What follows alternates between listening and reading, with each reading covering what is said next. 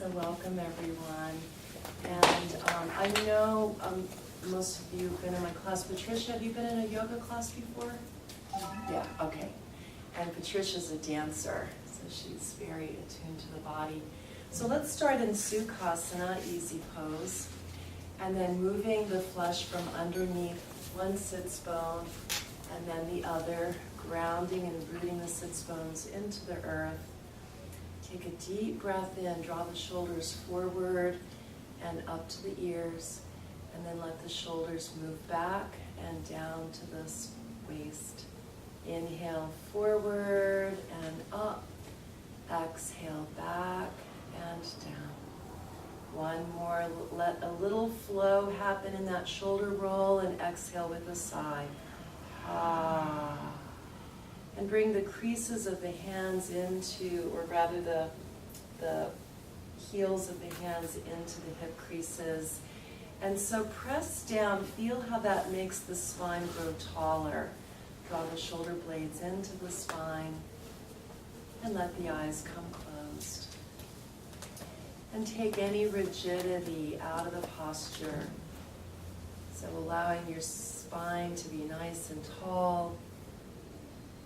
Crown of the head reaching to the sky, sits bones grounded into the earth,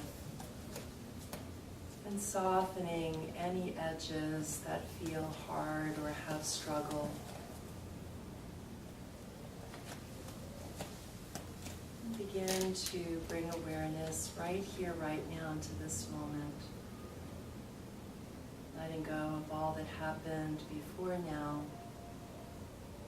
And letting go of all plans of what's yet to come. Bring awareness to the breath as it moves in and out of the body. And just observe your level of energy. If you're feeling like you need more grounding, you can keep the palms face down. If you feel like you need a little bit of a lift, you can turn the palms face up. And on the inhale, feel that lifting, that rising, that opening. And on the exhale, feel the rooting and grounding into the earth. So at this time, as you continue to focus on the breath, this time between summer and fall, we start to fall into the autumn. And so we can fall like the heaviness, the heavy drone of the crickets. Or we can fall lighter like the leaves that release from the trees. And during this transition, we can also become more sensitive. And in our sensitivity, we can become more irritated. So in our yoga practice, we can use this awareness to deepen into our practice and bring greater alignment into our everyday life. So that sensitivity opens us in a grounded way. And then releasing one hand to the belly, one hand to the heart. Finding Durga breath, inhaling, letting the belly swell into the hand. Let the breath rise up into the rib cage. Let it rise all the way up into the chest. And on the exhale, feel the breath soften. Softening chest, rib cage, and belly. Inhale, belly swells into the hand. Feel the ribs expanding. Feel the chest lifting. And on the exhale, soften the chest. Ribs pull into the midline. And the belly falls into the spine. Continue practicing a few more rounds of Durga breath. And if you feel like you need a lift, bring a little bit more emphasis into the inhale. And if you're feeling like you need more grounding, emphasize the exhale. Inhaling, crown of the head reaches up to the sky. Exhaling, rooting the sits bones into the earth.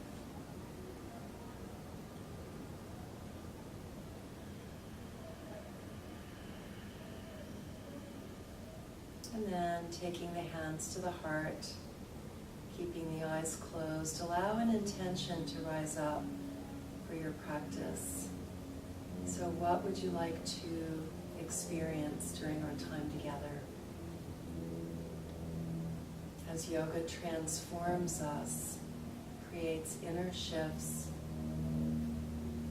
see what it is that you would like to manifest that begins on your yoga mat that you carry out into your everyday life.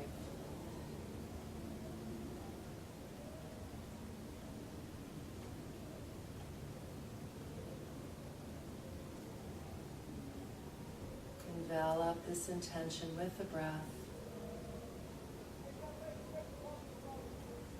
And release the hands to the lap. Let the chin float down to the chest. And let the head be heavy, keeping the sternum lifting to the chin, chin falling to the chest. Take another deep breath here. See if you can lengthen through the cervical spine. And on the exhale, chin falls closer to the chest. On the next inhale, let the chin sweep over to the left shoulder. And on the exhale, back to center. And lifting the chin to the right shoulder on that inhale. And exhaling back to center. Continue painting a few more crescent moons on the chest with the chin. Starting to bring a little bit more mobility to the neck. Releasing stress and tension. And the next time the chin falls to the chest, take a deep breath, lift the head, bringing the chin parallel to the floor, opening the eyes, sweeping the arms out and up to the sky. And on the exhale, take the hands to the shoulders, the tops of the shoulders, and we're going to make some circles forward with the elbows. Just some slow, simple circles, bringing the elbows as close to each other as you come forward. Maybe they even touch, and sending them far behind you. Beautiful. And on the next inhale, release the arms, reach them back up to the sky. And on the exhale, let the right arm fall parallel to the floor, and then just let the head fall into the other arm. So giving a little bit of support here as we cradle the head in the arm. Take one more deep breath here. Lift the chest, and on the exhale, send that right arm behind the back, opening up the shoulder, reaching the chest to the sky. And on the exhale, let the chin fall to the chest. Release the arms, chin to chest. Inhale, lifting the head, reaching the arms back up to the sky. And on the exhale, take the hands to the shoulders again. And this time, move your shoulders in the opposite direction, moving back or forward. Actually, I got a little mixed up there. So yeah, I think it is back. So whatever is the opposite for you. Bringing awareness to all the flexibility in the shoulders. Nice, everyone. And then releasing the arms. Inhale, reaching the arms back out again, and keeping the right arm reaching, and cradle the head with the left arm, the right arm. Allowing the head to fall into that cradle, opening up the side of the neck. Take one more deep breath, root down into the sits bones, lift the sternum, and exhale, bend the left arm behind the back, bringing the stretch from the neck into the shoulder. Take one more deep breath here. And on the exhale, chin to chest, and release the arms.